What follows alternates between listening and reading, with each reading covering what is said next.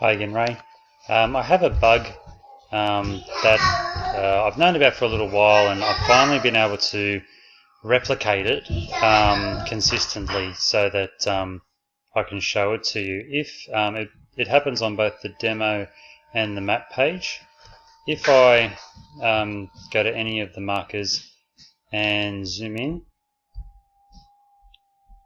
and bring up the satellite visibility level, and then double click on the map to zoom it, which I'll do now, it zooms all the way in quite a significant way. If I go back, back, back, you can see that it was zoomed a fair way in.